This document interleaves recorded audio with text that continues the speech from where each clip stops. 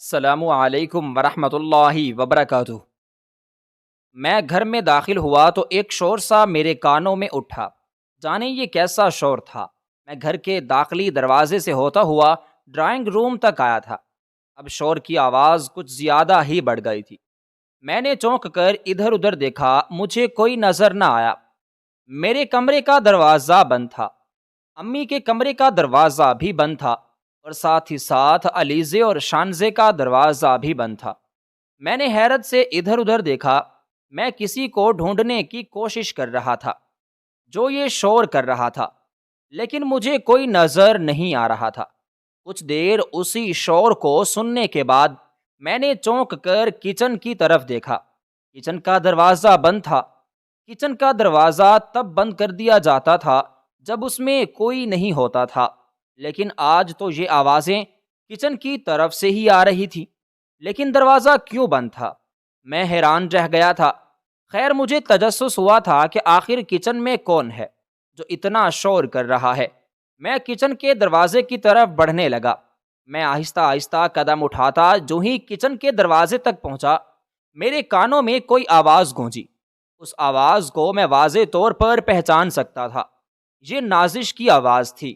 وہ کہہ رہی تھی، خدا کے لیے مجھے چھوڑ دو، میں نے آپ لوگوں کا کیا بگاڑا ہے، مجھے چھوڑ دو، میں آپ لوگوں سے معافی مانگتی ہوں، میں ساری زندگی آپ لوگوں کی نوکر بن کے رہوں گی، آپ جو کہیں گی میں وہ کروں گی، میں آپ کے آگے کبھی نہیں بولوں گی، کبھی میں آپ کو شکایت کا موقع نہیں دوں گی، لیکن میرے ساتھ آپ اس طرح مت کریں۔ نازش روتے ہوئے التجائیں کر رہی تھی۔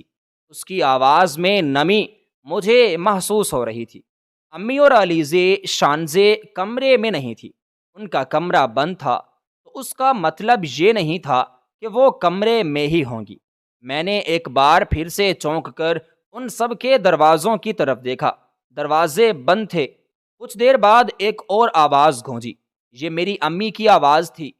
وہ کہنے لگی، اب بس، آج تیرا کھیل ختم ہو جائے گا، آج تو میرے ہاتھوں نہیں بچے گی۔ تجھے جب جب میں دیکھتی ہوں مجھے ایسے لگتا ہے جیسے انگاروں پر لوٹ رہی ہو۔ آج تجھے میں نہیں چھوڑوں گی۔ یہ کہتے ہوئے نہ جانے اماں نے اسے کیا کیا تھا کہ ایک زوردار چیخ اس کے منہ سے نکلی تھی۔ میرا دل ایک دم سے اچھل کر حلق میں آ گیا تھا۔ یہ کیا ہو رہا تھا؟ امی اس کے ساتھ کیا کر رہی تھی؟ ابھی میں یہی سوچ رہا تھا کہ میرے کانوں میں ایک اور آواز پڑی۔ یہ آواز علیزے کی تھی۔ امی، آج اسے نہ چھوڑیے گا، آج اسے آپ مار ڈالیں، میں تو کہتی ہوں اس پر تیل چھڑک کر آگ لگا دو۔ ہاں، کمرے میں تو ویسے بھی ہم تینوں اکیلی ہیں، یہاں پر تیل بھی پڑا ہے اور ماچس بھی، اس پر تیل چھڑک کر باہر جا کر ماچس کی تیلی اندر پھینک دیں گے، پھر یہ جل کر خود ہی بھسم ہو جائے گی، اور رہی بات بھائی کی تو اسے پتہ ہی نہیں چلے گا کہ ہم نے یہ سب کیا ہے، یا پھر خود بھابھی سے ہی کوئی غلطی سرزد ہوئی ہے، یا تو اسے سیدھا سیدھا خودکشی کا کیس بنا دیا جائے اور ہم تینوں آزاد ہو جائیں۔ اس بات کو سنتے ہی میرے رونگٹے کھڑے ہو گئے تھے۔ یہ وہ تینوں کیا کر رہی تھی؟ کیا یہ نفرت میں اس قدر آگے بڑھ چکی تھی کہ نازش کی جان بھی لے سکتی تھی؟ نازش جو اس گھر کی بیٹی تھی، اس گھر کی بیٹی ہونے کے ساتھ ساتھ وہ اس گھر کی بہو بھی تھی، اور اس سے پہلے کہ آگے کچھ ہوتا میں نے جلدی سے دروازے پر دستک دینا شروع کر دی۔ نہ جانے اندر سے انہوں نے کیا باتیں کی، میں کچھ نہیں جانتا۔ میں دھڑا دھڑ دروازہ بجا رہا تھا۔ کافی دیر تک جب کسی نے دروازہ نہ کھولا تو میں نے زور سے دروازے کو دھکا دیا۔ کنڈی ٹوٹ گئی اور سامنے کا منظر عیاں ہو گیا۔ سامنے امی، علیزے اور شانزے نازش کے ہاتھ پیر باندھے اسے گرم گرم لوہے کی سلاخیں گرم کر کے اس کے جسم پر لگا رہی تھی، اور ابھی ابھی میں نے دیکھا کہ علیزہ کے ہاتھ میں تیل کی بوتل تھی جو وہ ابھی نازش پر گرانے والی تھی، اور اس کے بعد وہ تینوں باہر نکل کر آگ لگا کر آگے سے دروازہ بند کر دیتی اور ماچس کی تیلی جلا کر اس پر پھینک دیتی اور وہ جل کر راکھ ہو جاتی۔ مجھے اپنی آنکھوں پر یقین نہیں آ رہا تھا۔ یہ بات ٹھیک تھی کہ میں نے ان لوگوں کو اس پر ظلم کرنے کا بولا تھا، لیکن اس کی جان لینے کا تو میں نے ہرگز نہیں کہا تھا۔ میری ماں اور بہنیں نفرت میں اتنی آگے جا چکی تھیں کہ وہ میری بیوی کو اب جان سے مارنے تک آ گئی تھیں۔ ایک دم سے میرا غصہ عروج پر چلا گیا تھا، میری آنکھوں سے شعلے برسنے لگے۔ میں نے کہا، امی کیا کر رہی ہیں آپ؟ علیزے اور شانزے، شرم نہیں آتی تم لوگوں کو؟ کس طرح تم لوگ ایک معصوم پر اتنا ظلم کرنے جا رہی تھی؟ اس کی جان لینے جا رہی تھی تم لوگ۔ میری بات سن کر امی آگے بڑھی اور کہنے لگی، دیکھو سائم، ہمارا کام ہمیں کرنے دو۔ تم ویسے ہی اس سے شادی بدلہ لینے کے لیے کی، اور آج میں اس سے بدلہ لوں گی، اور تم مجھے نہیں روک سکتے۔ لیکن میں نے امی سے کہا، امی میں نے آپ کو ہر طرح کے ظلم کرنے کی اجازت دے دی تھی، لیکن میں نے آپ کو اس کی جان لینے کی اجازت تو نہیں دی تھی، اسی لیے چھوڑیں اسے۔ یہ کہہ کر میں ایک طرف سے امی کو ہٹاتا ہوا نازش کی طرف آیا۔ نازش کی آنکھوں سے مسلسل آنسو بہہ رہے تھے، اس کے چہرے پر دکھ آیا تھا، وہ سسکیاں لے لے کر رو رہی تھی۔ میں نے دیکھا اس کے پاؤں پر بھی گرم سلاخیں لگی ہوئی تھیں اور سرخ سرخ نشان پڑے ہوئے تھے۔ پیچھے کی طرف جب میں نے اس کے ہاتھوں کو دیکھا تو اس کے ہاتھوں کی اگلی سائڈ پر گرم سلاخیں لگی ہوئی تھیں، جن کی وجہ سے انگلیوں اور ہتھیلیوں پر چھالے ہو گئے تھے۔ یہ سب کچھ دیکھ کر ایک دم سے میرا دل ڈوب سا گیا تھا۔ یہ امی نے کیا کیا تھا؟ اتنا بڑا ظلم! آج پہلی بار مجھے نازش پر ترس آ رہا تھا۔ میں نے دیکھا وہ چل نہیں پا رہی تھی۔ میں نے اسے سہارا دیا اور اسے لے کر کمرے تک آیا۔ پیچھے سے امی اور بہنوں کی آوازیں میرا تعاقب کرتی رہی تھیں، لیکن میں نے انہیں کوئی جواب نہیں دیا۔ میں نے ان کو جواب دینا بھی نہیں چاہتا تھا۔ میں نہیں جانتا تھا میرا ایک فیصلہ اتنا غلط ثابت ہو سکتا ہے، میرے ایک فیصلے سے کسی کی جان پر بھی بن سکتی ہے۔ میں نے اسے آ کر بیڈ لٹایا تو وہ سسکتے ہوئے رونے لگی۔ اس کے چہرے پر شکوہ آیا تھا، لیکن وہ ہمیشہ کی طرح آج بھی زبان سے شکوہ ادا نہیں کر رہی تھی۔ ایک دم سے میرے دل کو کچھ ہوا اور میری آنکھوں سے آنسو نکل آئے۔ کتنی معصوم تھی یہ! اس کی خوبصورتی کو معدوم کرنے کے لیے امی نے کوئی کسر نہ چھوڑی تھی۔ اگر میں کچھ دیر اندر نہ جاتا تو ہو سکتا تھا کہ وہ اس کے چہرے کو بھی مسخ کر دیتی۔ یہ بھی ہو سکتا تھا کہ وہ اسے جان سے مار دیتی۔ خدا کا شکر ادا کیا میں نے کہ میں وقت پر پہنچ گیا، ورنہ نہ جانے میرے پہنچنے تک کیا کیا ہو جاتا۔ میں نے اسے بیڈ پر لٹاتے ہوئے اسے کہا، تمہیں زیادہ تکلیف تو نہیں ہو رہی؟ میری بات سنتے ہوئے اس نے میری طرف دیکھا۔ ایک بار پھر سے آنسوؤں کا سیلاب اس کی آنکھوں سے رواں ہو گیا تھا۔ اس کا مطلب یہی تھا کہ وہ بہت تکلیف میں ہے۔ میں جلدی سے ڈریسنگ روم کی طرف بڑھا اور ڈریسنگ میں پڑا فرسٹ ایڈ باکس اٹھا کر واپس بیڈ کی طرف آیا۔ میں نے آہستہ آہستہ مرہم لگانا شروع کیا۔ پہلے میں نے اس کے پاؤں پر مرہم لگانا شروع کیا۔ اس کے پاؤں کے تلووں پر بھی گرم سلاخیں لگی تھیں اور اس کے پاؤں کے اوپری حصے پر بھی گرم سلاخیں لگی تھیں۔ ہر جگہ پر چھالے نمایاں تھے۔ میں جہاں جہاں اسے مرہم لگاتا جاتا اس کی سسکیاں بڑھتی جاتی۔ سارے کمرے میں اس کی سسکیاں گونج رہی تھیں اور میری معصوم سی آنکھوں سے آنسو بہہ رہے تھے۔ اس معصوم پر اتنا بڑا ظلم کرتے ہوئے میری ماں اور بہنوں کو ترس کیوں نہ آیا تھا؟ میں مرد تو ہو کر اپنا دل اتنا کڑا نہیں کر سکا کہ اس کے زخم دیکھو، اور وہ عورتیں ہو کر کس طرح اس پر اتنا ظلم کر رہی تھی۔ میں سوچ سوچ کر پاگل ہو رہا تھا۔ کافی دیر اس کے پاؤں کے زخموں پر مرہم لگانے کے بعد میں نے اس کے ہاتھ آگے کیے اور اس کے ہاتھوں پر مرہم لگانے لگا۔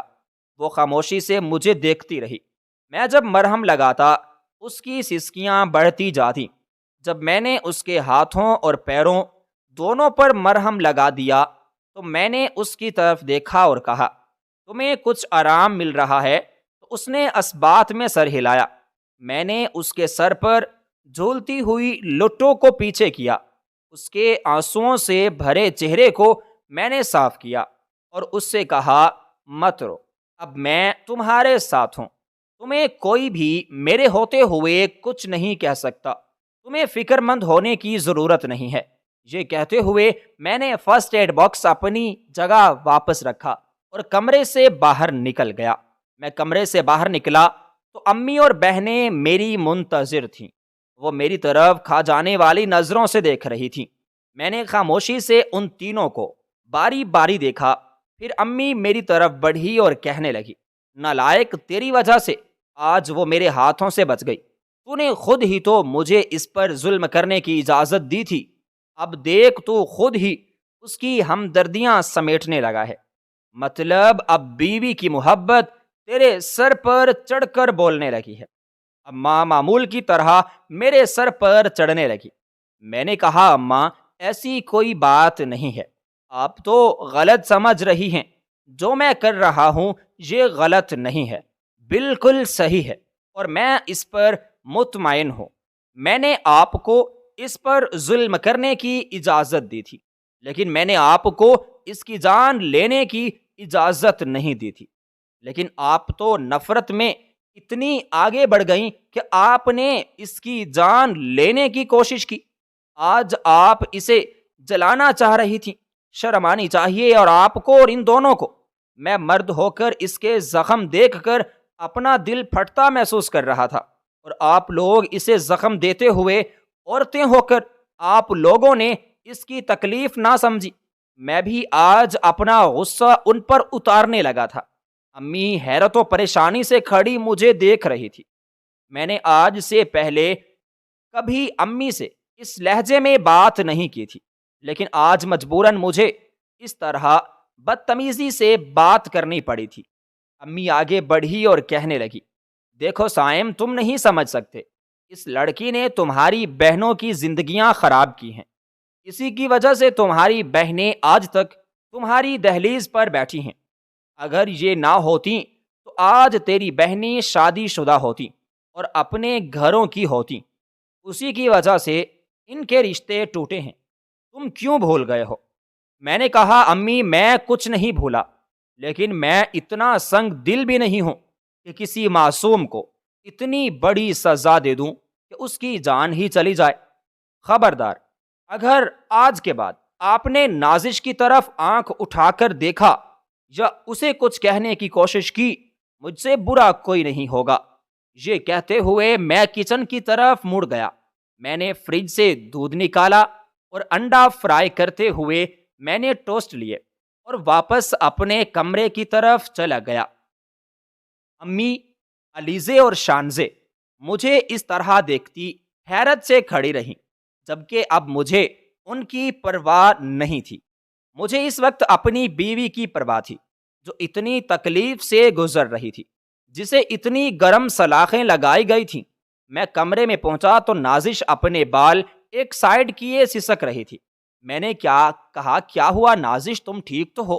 اس نے روتے ہوئے میری طرف دیکھا اور اپنے بال اپنی گردن سے ایک طرف ہٹائے تو میں نے دیکھا کہ اس کی گردن پر بھی ایک گرم سلاخ لگی ہوئی تھی اور گردن پر چھالے پڑ رہے تھے۔ یہ گردن کا پچھلا حصہ تھا۔ میں نے کہا، یا اللہ، انہوں نے تمہیں کس کس جگہ پر گرم سلاخیں لگائی ہیں اور تم کیسے یہ سب برداشت کرتی رہی ہو؟ میں ایک بار پھر سے اٹھا اور فرسٹ ایڈ باکس اٹھا لایا۔ جلدی سے میں نے مرہم لگانا شروع کیا۔ اس کے نرم و ملائم سفید گردن پر چھالے نمودار ہو رہے تھے اور مجھے رہ رہ کر امی اور بہنوں پر شدید غصہ آ رہا تھا۔ اتنی تکلیف اور اذیت دینے کے بعد وہ اس کو جلا کر مار بھی دینا چاہتی تھی۔ اگر وہ ایک ہی وار میں اسے جلا کر مار دیتی یا اس کا گلا کاٹ دیتی، تب بھی اتنی تکلیف سے نہ گزرتی جتنی اب یہ بار بار کی تکلیف سے سسک کر مر رہی ہے۔ میں نے بے بسی سے اس کی طرف دیکھا۔ آج رہ رہ کر مجھے اس پر ترس آ رہا تھا اور اپنی کم عقلی پر مجھے بے حد شرمندگی ہو رہی تھی۔ میں نے خاموشی سے بیٹھ کر اسے دودھ پلایا۔ اس نے بے دلی سے دودھ کے گھونٹ گھونٹ اپنے اندر اتارے۔ ان 2 گھونٹ کے بعد خاموش ہو گئی۔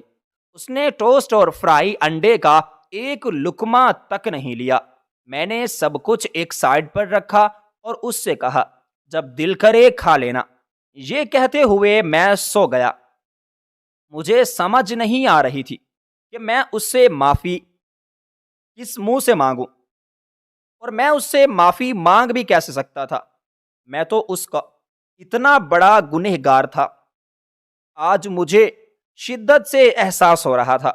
اس کی سسکیاں تمام کمرے میں گونجتی رہیں اور مجھے رہ رہ کر شرمندگی ہوتی رہی۔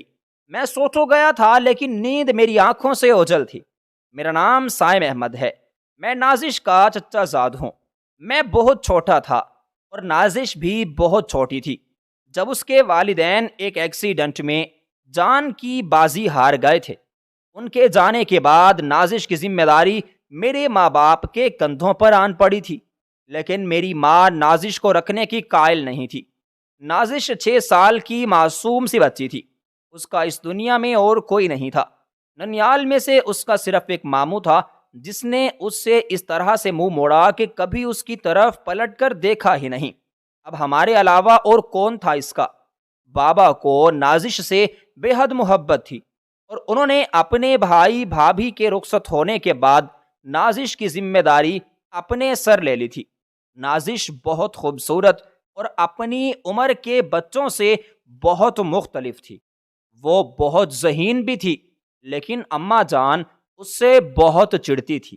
اس کے برعکس بابا جان اس سے بہت محبت کرتے تھے۔ بابا گھر پہ موجود نہ ہوتے تو اماں اسے مارتی بھی تھی۔ مجھے اچھی طرح سے یاد ہے امی نے اس کے بارے میں ہمارے ذہنوں میں اس طرح سے کچھ گھول دیا تھا کہ وہ کہتی تھی کہ وہ ہم سے زیادہ ہمارے بابا نازش سے پیار کرتے ہیں، اور بابا جب بھی باہر سے آتے تو سب سے پہلے وہ نازش سے ملتے، اس کے لیے کھلونے لاتے اور کھانے پینے کی چیزیں بھی لاتے۔ پہلے اس کو ملتے، اس کو چیزیں دیتے اور بعد میں ہماری طرف آتے۔ اس چیز نے ہم تینوں بہن بھائیوں کے دماغ پر بس یہی اثر کیا تھا کہ بابا ہم سے زیادہ نازش سے پیار کرتے ہیں۔ یہی وجہ تھی کہ اماں کی بات ہمارے دماغ میں گھر کر گئی تھی اور ہم نازش سے بد دل ہوتے گئے۔ بچپن میں بھی علیزے اور شانزے اس سے بہت لڑا کرتی تھیں۔ وہ ان سے دکھنے میں بہت خوبصورت تھی اور وہ اس کی خوبصورتی سے بھی جلتی تھی۔ نازش بچپن سے ہی ایسی تھی کہ جو بھی اسے دیکھتا وہ اس کا دل موہ لیتی تھی۔ بے حد پیاری تھی۔ توتلی زبان اور میٹھا لہجہ اسے مزید خوبصورت بناتا تھا، لیکن اس سب کے باوجود ہم تینوں بہن بھائی اس سے بہت حسد کرتے تھے۔ ہمیں لگتا تھا ہمارے بابا ہم سے زیادہ نازش سے پیار کرتے ہیں، اور یہی وجہ تھی کہ بابا کی غیر موجودگی میں ہم نازش کو بہت ستاتے تھے۔ نازش بہت روتی تھی۔ جب وہ ذرا بڑی ہونے لگی تو امی نے اسے گھر کے کاموں میں لگا دیا۔ بابا نے اس کا اچھے اسکول میں داخلہ کروا دیا تھا، لیکن امی اسے پڑھنے کی اجازت بالکل نہ دیتی تھی۔ اسکول سے واپس آتی، ابھی بیگ بھی نہ رکھا ہوتا کہ امی اسے گھر کے کاموں میں لگا دیتی۔ گھر کی صفائی ستھرائی بالکل ویسے ہی پڑی ہوتی۔ گھر آنے کے بعد ہم تینوں بہن بھائی آرام کرنے کے لیے اپنے اپنے کمروں میں چلے جاتے اور نازش بیچاری سارے گھر کی صفائی کرتی۔ وہ ابھی 10 سال کی تھی کہ اماں نے اسے پونچا لگانے پر مجبور کر دیا تھا، اور ہم تینوں بہن بھائی اسے یوں دیکھ کر بہت خوش ہوتے تھے۔ آہستہ آہستہ گھر کی صفائی کے ساتھ ساتھ امی اسے کچن کی طرف بھی لے آئی تھی۔ اس کی حالت جیسے بھی خراب ہوتی، کچھ بھی ہوتا، اماں اسی سے ہی کام کرواتی تھی۔ لیکن اس سے پہلے ہمارے ہاں ایک نوکرانی کام کرتی تھی۔ جو ہی اماں نے نازش کو کام سکھائے تھے، انہوں نے اس ملازمہ کو چھٹی دے دی تھی اور اس کے کاموں کی ساری کی ساری ذمہ داری نازش کے سر پر آن پڑی تھی۔ نازش ساری رات جاگ کر اپنے اسکول کے لیے پڑھائی کرتی، صبح اسکول جاتی، لیکن جانے سے پہلے وہ ناشتہ بھی بناتی تھی سب کے لیے۔ پھر جب واپس آتی گھر کے سارے کام کرتی، کھانا بناتی، گھر کی صفائی ستھرائی کرتی، حتیٰ کہ ایک ایک کام، ڈسٹنگ کرنا، پوچھا لگانا، یہاں تک کہ چھوٹے سے چھوٹا اور بڑے سے بڑا کام بھی امی نازش سے ہی کروایا کرتی تھی، اور ہم تینوں اسے اس طرح سے کام کرتے دیکھ بہت خوش ہوتے تھے۔ لیکن جیسے ہی گھر میں بابا داخل ہوتے، امی اس سے بے حد پیار جتانے لگ جاتی تھی، اور بابا اس سے جب پیار سے پیش آتے تو ہم جل کر راکھ ہو جاتے۔ یہی وجہ تھی کہ اس سے نفرت بچپن سے ہی ہمارے دلوں میں گھر کرتی آ رہی تھی۔ ہم بڑے ہو گئے تھے، ہمیں وہ میٹرک کی طلبہ تھی اور میں ایف ایس سی کا۔ تب ہمیں خبر ملی کہ آفس میں بابا جان کو ہارٹ اٹیک آیا ہے اور وہ ہسپتال میں موجود ہیں۔ ہمارے تو پیروں تلے سے یہ بات سن کر زمین ہی نکل گئی تھی۔ ہم سب بھاگے بھاگے ہاسپٹل پہنچے اور دیکھا کہ بابا کی حالت بہت خراب ہے۔ ڈاکٹر نے کہا کہ مریض کو ہوش آ گیا ہے، زیادہ بات نہیں کرنی، وہ آپ میں سے کسی ایک کو وہ اندر بلا رہے ہیں۔ میں جانے لگا تو امی بھی ساتھ جانے پر تیار ہو گئی۔ ڈاکٹر نے کہا کوئی بات نہیں، آپ دونوں چلے جائیں۔ چنانچہ میں اور امی اندر ابو سے ملنے کے لیے گئے تھے۔ جب ہم اندر پہنچے تو بابا کی حالت بہت خراب تھی۔ بابا بمشکل سانس لے رہے تھے۔ کچھ دیر خاموش رہنے کے بعد کہنے لگے کہ میرا وقت آ پہنچا ہے، مجھے نہیں معلوم کہ میں اب بچ بھی پاؤں گا یا نہیں، لیکن میں تم لوگوں کو نازش کی امانت سونپتا ہوں۔ نازش کا بہت خیال رکھنا، وہ بن ماں باپ کی بچی ہے اور بہت معصوم بچی ہے۔ میں اس سے بہت پیار کرتا ہوں، بالکل اپنی بیٹیوں کی طرح سمجھتا ہوں۔ میں نہیں چاہتا تھا کہ میں اس کے ساتھ زیادتی کروں اور روز محشر میرا بھائی میرا گریبان پکڑ کر مجھ سے سوال کرے کہ تم نے میری بیٹی کا خیال کیوں نہ رکھا۔ اب میرے جانے کا وقت ہو گیا ہے تو میں یہ امانت تم لوگوں کے حوالے کر جاتا ہوں۔ خدا کے لیے تم لوگ میری گڑیا کا خیال رکھنا۔ سائم، تم نازش کا بہت خیال رکھنا۔ میں جانتا ہوں کہ تمہاری ماں اس سے کافی نفرت کرتی ہے، اسے ناپسند کرتی ہے، لیکن تم میرے بہت اچھے بیٹے ہو۔ میں جانتا ہوں کہ میرے جانے کے بعد تم نازش کا بہت خیال رکھو گے۔ بیٹا، اسے میری آخری نصیحت سمجھ لو، میری وصیت سمجھ لو، اور اسے کبھی کسی چیز کی کمی نہ ہونے دینا، اسے کبھی دکھی نہ ہونے دینا۔ یہ کہتے ہوئے بابا نے ہچکی لی اور کلمہ پڑھتے ہوئے اپنی جان اللہ کے سپرد کر دی۔ بابا کے جاتے وقت بھی ان کی زبان پر نازش کا نام تھا۔ میں نے اس بات میں سر تو ہلا دیا تھا اور پاپا کو اس بات کا یقین دلا دیا تھا کہ میں نازش کا خیال رکھوں گا، لیکن میرے دل میں ایک بار پھر سے نازش کے لیے نفرت پیدا ہونے لگی تھی۔ نازش آہستہ آہستہ ہمارے گھر پر راج کرتی جا رہی تھی، لیکن اب ایسا نہیں ہوگا، میں نے سوچ لیا تھا۔ لیکن بابا کی وفات کے بعد مجھے خیال آیا کہ بابا نے مجھے وصیت کی تھی اور مجھ سے کہا تھا کہ میں نازش کو تمہاری امانت میں دے کر جا رہا ہوں، اس کا خیال رکھنا اور اس کی فکر کرنا تمہارے ذمے ہے، اسے کسی قسم کی کوئی تکلیف اور اذیت بھی نہ ہونے دینا۔ میں چاہنے کے باوجود بھی میں اب اسے تکلیف نہیں دیتا تھا، یہ میرے باپ کی مرتے ہوئے آخری خواہش تھی، تو میں اس خواہش کو پورا کیسے نہ کرتا۔ لیکن میں دیکھ رہا تھا کہ میری بہنیں اور میری ماں اس پر بہت ظلم کرتی تھیں۔ امی اس کے بالوں سے پکڑ کر اسے پورے گھر میں گھسیٹتی تھی، لیکن میں امی کے سامنے سینہ تانے کھڑا ہو جاتا۔ میں کہتا کہ امی خبردار، اگر آپ نے اسے ہاتھ لگایا تو آپ جانتی نہیں کہ بابا نے اپنے آخری وقت میں خواہش کا اظہار کیا تھا اور ہم پہ فرض تھا کہ ہم نازش کا خیال رکھیں، لیکن آپ اس بات کو کیسے بھول گئی ہیں؟ آپ کو نہیں بھولنا چاہیے کہ جب بابا کی آخری خواہش تھی لیکن امی مجھے خاطر میں نہ لاتی۔ امی ان عورتوں میں سے تھی جو خود اور اپنی بیٹیوں پر بہت توجہ دیتی تھی لیکن اپنے گھر کے مردوں کو خاطر میں نہ لاتی۔ میں اس گھر کا بڑا بیٹا تھا اور اب اس گھر کو سنبھالنا میری ذمہ داری تھی۔ بابا میرے لیے بہت ساری جائیداد اور بزنس چھوڑ کر گئے تھے، اب مجھے اسے بھی سنبھالنا تھا۔ میں نے پڑھائی وہیں اپنی ادھوری چھوڑی اور بابا کی طرح اپنے بزنس میں لگ گیا۔ اسی وجہ سے اب مجھے بابا کی طرح گھر آنے کا وقت نہ ملتا اور یوں ہی دن گزرنے لگے۔ میں اکثر اوقات شہر سے باہر رہتا کیونکہ شہر سے باہر میری میٹنگز ہوتی اور مجھے وہ میٹنگز اٹینڈ کرنی ہوتی، اس لیے میں وہ میٹنگ اٹینڈ کرتے کرتے کئی دن تک دوسرے شہروں میں رہ جاتا۔ واپس آتا تو میں اپنی بہنوں کے لیے جس طرح اور اپنی ماں کے لیے گفٹس وغیرہ لے کر آتا، اسی طرح میں نازش کے لیے بھی گفٹ لے کر آتا، لیکن میری بہنیں وہ میرے ہاتھ سے ہی چھین لیتی کہ اس کا ان تحفوں پر کوئی حق نہیں ہے، یہ حق صرف ہمارا ہے۔ اور میں دیکھتا کہ نازش کے چہرے پر مایوسی چھا جاتی اور وہ آنکھوں میں آنسو بھرے کچن میں چلی جاتی۔ سارا دن وہ کچن میں کام کرتی رہتی، کبھی وہ سارے گھر کی صفائیاں کر رہی ہوتی، کبھی کچن کی صفائیاں کر رہی ہوتی، کبھی کچن میں کھانا بنا رہی ہوتی۔ اسے خود کو دینے کے لیے وقت نہیں بچتا تھا۔ ابو کے جانے کے بعد اس کی بھی پڑھائی چھوٹ گئی تھی۔ ایک روز جب میں پورے 10 دن باہر رہ کر آیا تو امی مجھ سے کہنے لگی کہ بیٹا تمہاری بہنوں کے لیے رشتہ آیا ہے اور بہت اچھے لوگ ہیں، میں نے انہیں ابھی تک اپنے گھر پر نہیں بلایا۔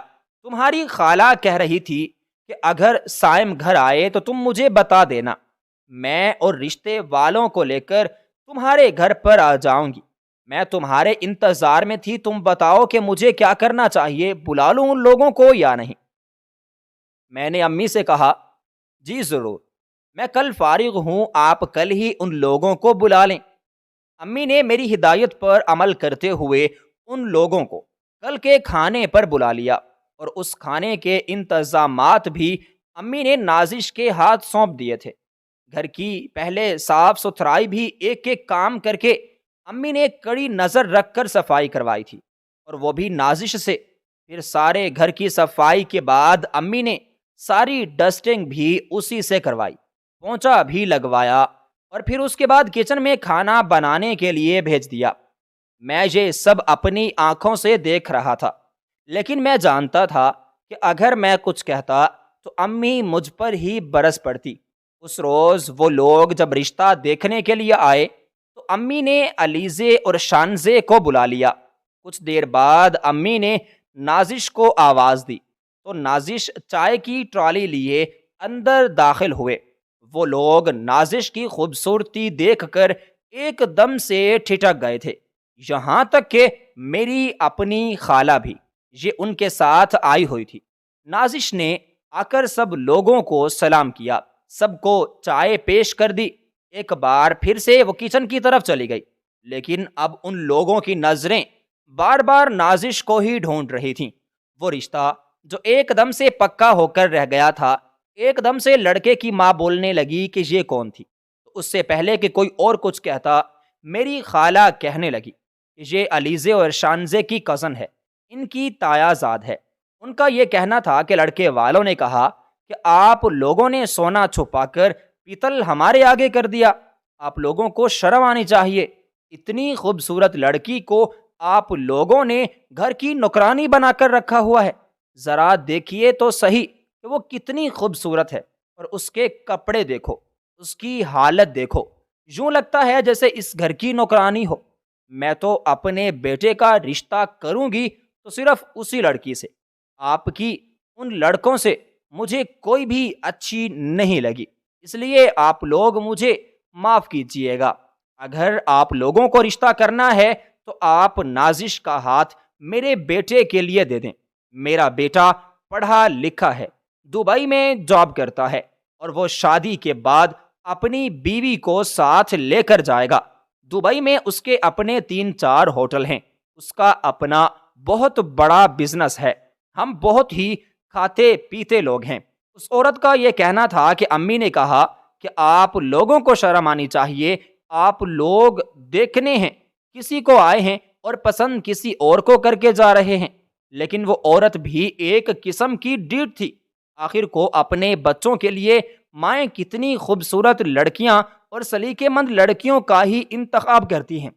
میری بہنیں تو صرف آرام کرنے کی عادی ہیں، انہیں کوئی اور کام کرنا آتا ہی نہیں تھا سوائے فیشن کے، اور اس وقت بھی وہ کافی میک اپ کیے بنی ٹھنی ان کے سامنے بیٹھی تھی۔ یہی وجہ تھی کہ ان کی خوبصورتی ماند پڑنے لگی تھی، اور وہ جو نازش اتنی سادہ سی حالت میں سامنے آئی تھی وہ ان سے کئی گنا خوبصورت لگ رہی تھی۔ میری ماں نے صاف انکار کیا تو وہ لوگ وہیں سے کہتے چلے گئے کہ ہم نے آپ لوگوں کے گھر رشتہ نہیں کرنا۔ یہ کہتے ہوئے وہ لوگ گئے تو امی بہت غصہ ہوئیں اور ایک بار پھر سے نازش کی شامت آ گئی۔ امی جان نے نازش کو بلایا اور اس کے بالوں سے پکڑ کر اسے مارنے لگی۔ اسے کہنے لگی کہ تمہیں کس نے کہا تھا کہ تم ان کے سامنے آؤ، اس طرح شریف بنی پھرتی ہو لوگوں کے سامنے، تمہیں شرم آنی چاہیے۔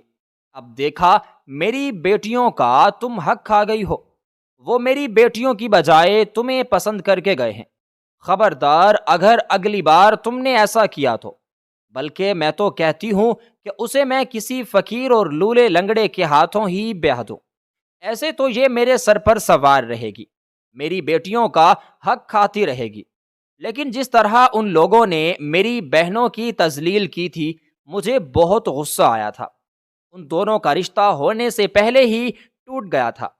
ان پر اس قسم کی باتیں ہوئی تھیں کہ وہ خوبصورت نہیں ہے۔ مجھے بے حد غصہ آنے لگا۔ میں نے امی سے کہا کہ کسی اور سے شادی کرنے کی بجائے اچھا ہے کہ آپ میری شادی اس سے کر دیں اور پھر جتنا چاہے اس پر آپ ظلم کریں۔ میں نے صفاقی دکھاتے ہوئے اپنی ماں سے کہا تو یہ بات سن کر امی مسکرانے لگی، کہنے لگی ہاں، مفت کی نوکرانی ہے ہمارے گھر کی، ہمارے گھر میں ہی رہ جائے گی، ہمیں اس طرح سے دوسری نوکرانی کی بھی ضرورت نہیں پڑے گی اور ہمارا کام کاج بھی آسان ہو جائے گا۔ یہ کہتے ہوئے امی نے اسی رات ہی قاضی کو بلوایا اور میرا اور نازش کا نکاح کر دیا۔ اب نازش دلہن بنی میرے کمرے میں آ گئی۔ اس کے لیے وہی سوٹ جو میں لایا تھا اور کچھ آرٹیفیشل جیولری جو میں لایا تھا وہی پہنا دی گئی تھی اور اسے دلہن بنا کر میرے کمرے میں بٹھا دیا گیا تھا، لیکن مجھے وہ بالکل بھی اچھی نہ لگی تھی۔ میرے دماغ پر بدلہ سوار تھا، اس کی وجہ سے میری بہنوں کی اتنی تذلیل ہوئی تھی، میری ماں کی اتنی تذلیل ہوئی تھی، بھلا میں کیسے برداشت کر لیتا۔ وہ میرے کمرے میں دلہن بنی بیٹھی رہی، لیکن میں اس کے قریب نہ گیا۔ خیر اب صبح جب وہ دوسرے شہر جانا تھا میں نے اپنی ماں سے کہا کہ یہ اب آپ لوگوں کے حوالے ہے، اب کوئی بھی رشتہ آئے گا تو اس کی وجہ سے بالکل نہیں ٹھکرایا جائے گا اور آپ لوگوں کی تذلیل نہیں ہوگی۔ دوسری یہ کہ اب جو آپ لوگوں کی تذلیل ہوئی اس کے لیے آپ جو چاہیں اسے سزا دے سکتی ہیں، میں آپ لوگوں کو کچھ بھی نہیں کہوں گا، اس پر آپ جتنے ظلم کے پہاڑ توڑنا چاہیں توڑ سکتی ہیں۔ یہ کہتے ہوئے میں دوسرے شہر کی طرف روانہ ہو گیا۔ مجھے اپنے بابا کی آخری وصیت بالکل بھول چکی تھی، وہ میرے دماغ سے ایسے محو ہوئی کہ اب مجھے یاد ہی نہیں رہا کہ انہوں نے مجھ سے کیا وصیت کی تھی، اور وہ بھی اپنی زندگی کے آخری لمحے میں۔ میں اس طرح سے اپنی زندگی کے کاموں میں مگن ہو گیا کہ میں 20 دن تک واپس اپنے گھر نہیں جا سکا۔ 20 دن بعد جب میں واپس گھر آیا تو میں نے دیکھا کہ اس کے چہرے پر مایوسی آیا تھی۔ مجھے دیکھ کر وہ مسکرانے لگی تھی، اس کی آنکھوں میں ایک چمک تھی، شاید مجھے دیکھنے کی چمک تھی۔ اب میں اس کا شوہر بھی تو بن چکا تھا۔ میں کمرے میں گیا تو وہ کچھ دیر بعد کمرے میں میری طرف آ گئی۔ میں نے اس سے کہا کہ تم نے کام کاج ختم نہیں کیے۔ مجھے اس پر ابھی بھی غصہ تھا، لیکن اب غصہ ٹھنڈا ہو چکا تھا۔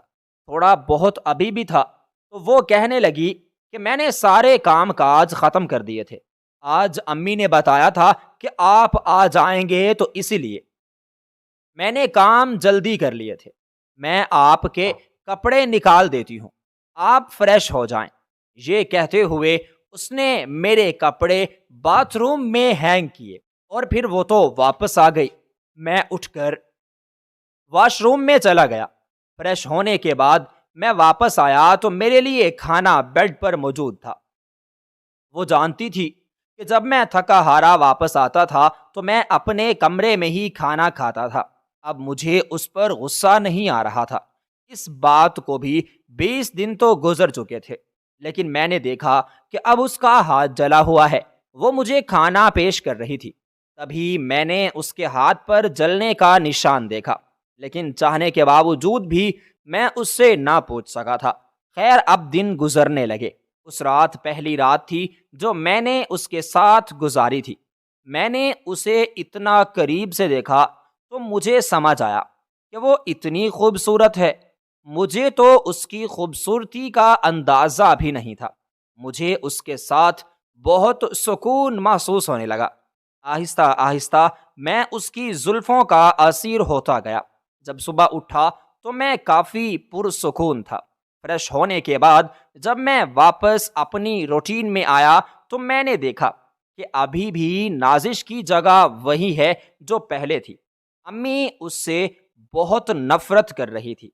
امی کے لہجے اور امی کی باتوں سے مجھے یاد آیا کہ میں نے تو امی سے کہا تھا کہ اس پر جتنے ظلم کے پہاڑ توڑنے ہیں توڑ دیں، لیکن اب مجھے اچھا نہیں لگ رہا تھا جب امی اسے بات بات پر ڈانٹ رہی تھی اور وہ نوکروں کی طرح سر جھکائے ادھر سے ادھر پھر رہی تھی۔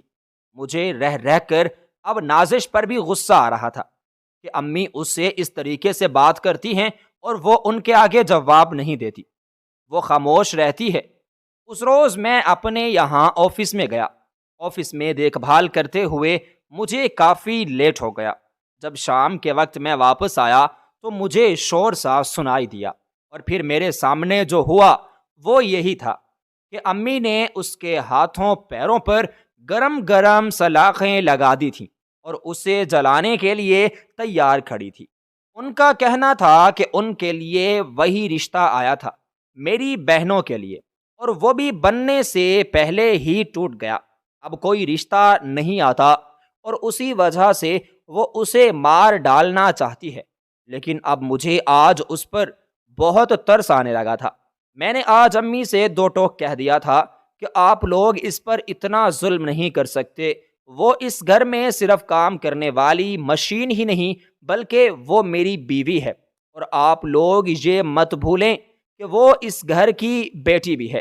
رات کو جب میں سوتے ہوئے، جب نیند میری آنکھوں سے کوسوں دور تھی اور میں صرف نازش کے بارے میں سوچے جا رہا تھا، تبھی میری آنکھوں کے سامنے ایک دم سے دھماکہ ہوا اور مجھے سمجھ آیا کہ آج سے 10 سال پہلے جب ابو کی وفات ہوئی تھی تو انہوں نے میرے سپرد نازش کی ذمہ داری کی تھی، اور اب میں کیا کر رہا تھا؟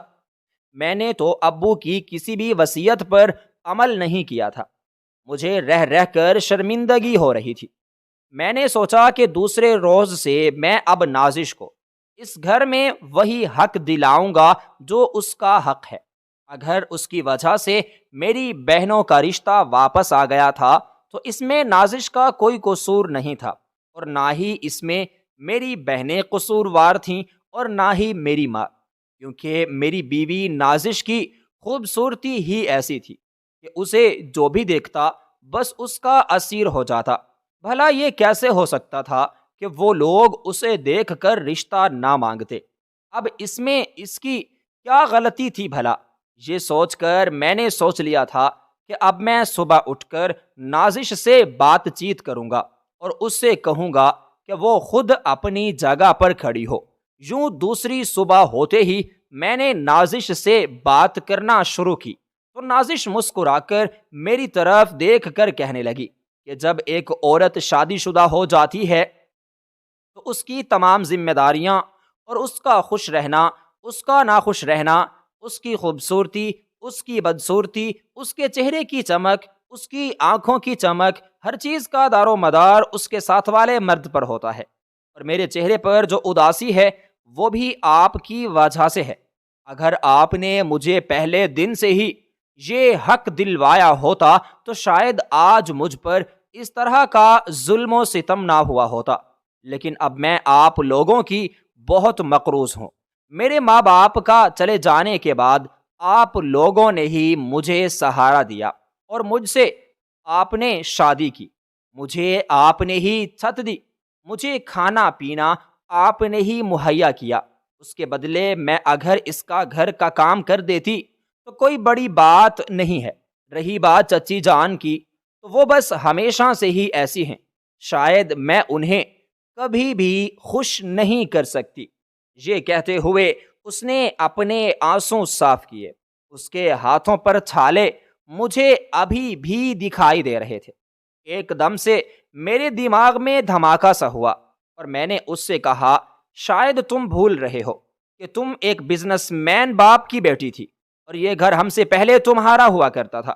یوں تمہارے ماں باپ کے چلے جانے کے بعد یہ گھر تمہارا ہی ہوا۔ ابھی بھی اگر کاغذات نکال کر دیکھ لیے جائیں تو یہ گھر تمہارے نام پر ہوگا، کیونکہ تمہارے ماں باپ کے چلے جانے کے بعد تمام پراپرٹی سیدھی سیدھی تمہارے نام ہی ہوگی۔ تمہیں اپنے حق کے لیے خود بولنا ہوگا۔ میں تو اتنا زیادہ اس گھر میں نہیں رہتا۔ جب تک تم خود اپنے منہ سے کچھ نہیں بولو گی تب تک تمہیں کچھ بھی نہیں ملے گا، یہاں تک کہ تمہیں عزت و احترام بھی نہیں ملے گا۔ میں اسے کہہ رہا تھا تو وہ کہنے لگی کہ مجھے وہ عزت لے کر کیا کرنا ہے جب میرا شوہر ہی میری عزت نہیں کروا سکتا۔ یہ کہتی ہوئی وہ اٹھ گئی اور لڑکھڑا کر چل رہی تھی۔ اس کے پیروں پر بھی کافی سارے چھالے تھے، لیکن اب اسے اٹھ کر دوبارہ سے معمول کی طرح کام کاج کرنا تھا۔ وہ جانتی تھی کہ امی اسے کسی طور پر معاف نہیں کریں گی اور اس سے کام کاج کروائیں گی۔ جو ہی وہ باہر گئی تو امی اور علیزے اور شانزے اس کی منتظر تھی۔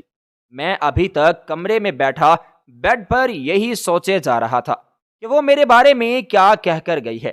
ابھی میں یہی سوچ رہا تھا کہ باہر سے مجھے ایک دم سے نازش کے چیخنے کی آوازیں آئیں۔ میں ہڑبڑا کر اٹھا اور بھاگتا ہوا باہر کی جانب بڑھا، لیکن سامنے کا منظر دیکھ کر میں ہکا بکا رہ گیا۔